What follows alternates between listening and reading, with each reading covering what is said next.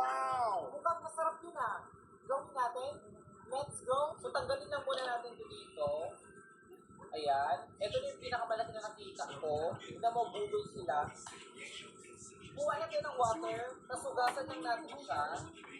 Medyo matrabaho to guys. Lagay lang natin dyan. Ayan. So para ma-achieve natin yung natin video, sa next natin gagawin, ilalagay na natin sa freezer for 24 hours. So lagay lang natin, babalikin natin itong bukas after 24 hours. Day 1. So i-check na natin. Ayan, sobrang tigas niya na. So after 24 hours guys, ito yung pair natin. Ayan. Para na siyang bato. Ayan, sobrang tigas niya na. So next natin gagawin, ibawal din natin siya sa tubig. Ayan. Ibabad lang natin siya. Ayan. So after 3 hours, ganito na yung kulay niya. So tanggalin lang natin sa tubig. Ayan. Tapos ibalik ulit natin sa freezer for 24 hours. So ibalik lang natin sa freezer ulit. Day 2. So check na natin. So ito na yung pair natin guys. As you can see, medyo nagbabrown na siya. So after 3 hours guys, ganito na yung kulay niya. So mas dark na siya compared kahapon. Kita niyo naman. Tanggalin lang natin siya sa tubig. Ayan. At malambot na din siya. Feeling ko sobrang juicy na nito sa loob. So ilagay ulit natin siya sa freezer for 24 hours. Let's go. Ibalik lang ulit natin. Day 3. So check na natin. Wow. So ganito na siya. So eto na yung pair natin guys. Grabe, sobrang tigas na nito. Sobrang excited na talaga akong matry ito. So ibabad ulit natin siya sa tubig. Ayan. Ito yung kulay niya. Ayan. Compared nung day 1 at day 2. Ayan. Ito mas dark na siya. Sobrang excited na akong matry ito.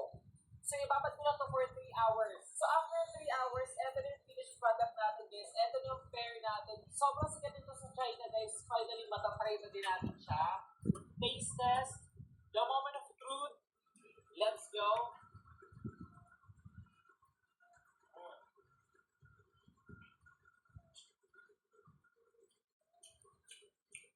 Sarap.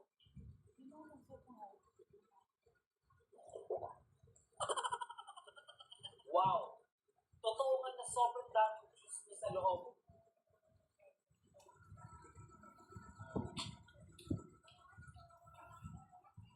Mukha lang siyang weird. Mukha siyang sira, pero ganoon talaga. Wow. Siguro kung isi-shake ko ito, i-blender ko ito, madami akong juice na makukuha. 3 days pa lang ito ha. How much more kung 5 days ko yung ginawa. So try naman natin ito. Tignan nyo kung gano'ng kadaming juice to.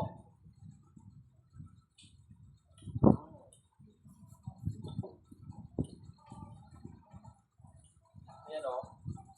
Tignan nyo yan. Diba?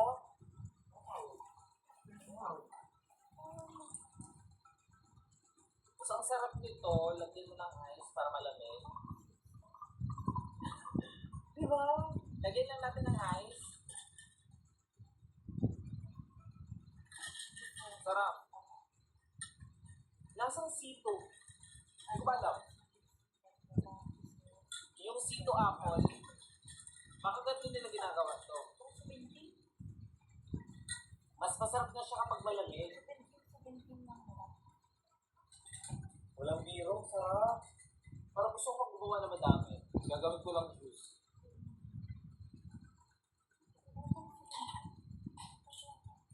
Ang sarap.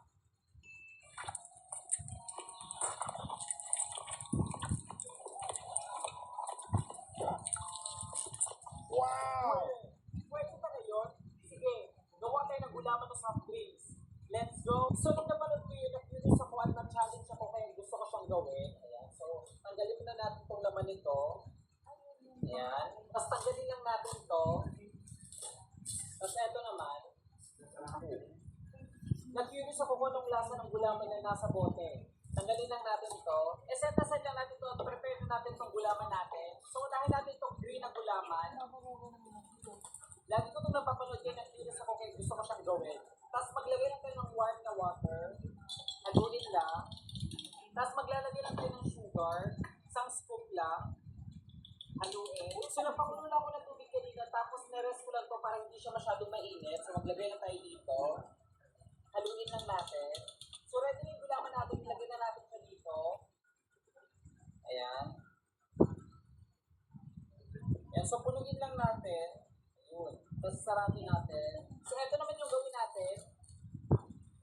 Lagyan lang natin ng warm water. Lagyan natin ng sugar.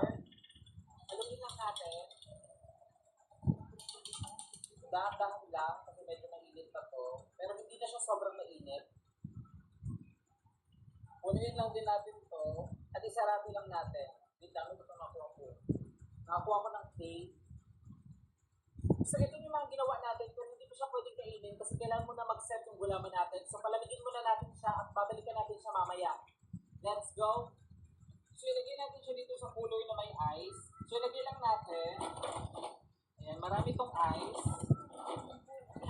Takpan lang natin. Ayan. So after 3 hours, feeling ko ready na siya. Feeling ko nag-set na siya. Sobrang excited na ako. So unahin muna natin ito. Okay. So ito na yung pinaka-crucial na part kasi tatanggalin na natin to. Grabe, kinakabahan ako. Sana hindi to epic fail. Push lang natin. Oh! Wow! So hindi ko na tatanggalin dito sa baba para tumayo. So ilalagay na natin to. Itong logo niya. So ito na yung unang nagawa natin guys. Grabe, sobrang natuwa ako kasi hindi siya epic fail. Ayan. So ito naman, buksan naman natin to. Ayan.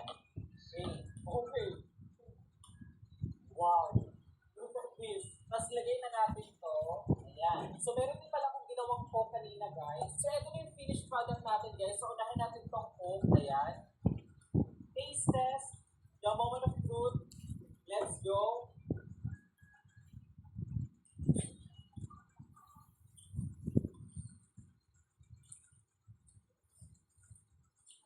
Lasang gulaman. Sarap.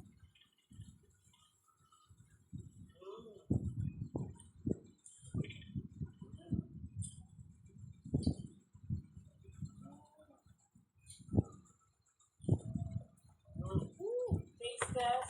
The moment of truth. Let's go.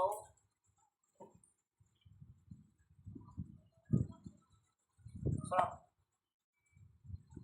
Lasang gulaman.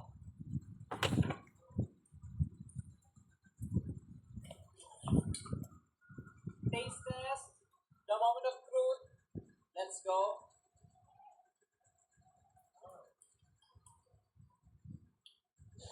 Nakatikim ka na ng first class.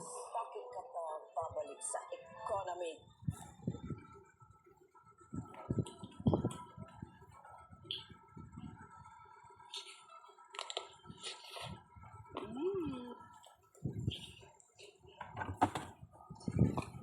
Kita ice cream na nasa baso.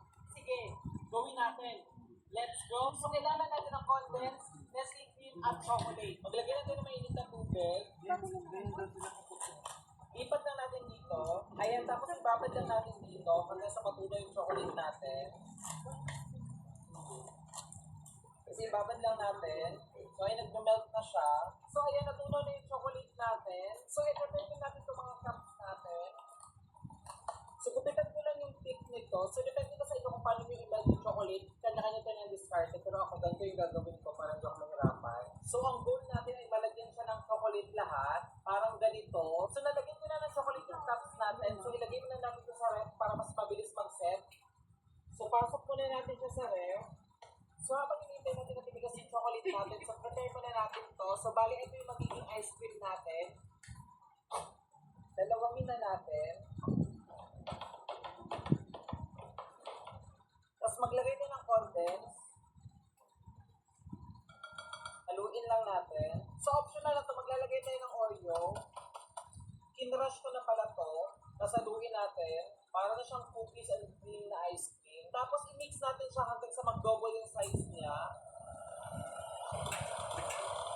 So, ayun, kapag ganito na nag-double na yung size niya, pwede na to. So, nagdagdag lang pala ako dito ng dalawang Nestle cream kasi parang kulang siya. So, ito na yung chocolate natin. Matigas na siya. So, ilalagay na natin to dito sa cup. Tignan mo yung consistency o para talaga siyang ice cream. Lagay lang natin. Ayan.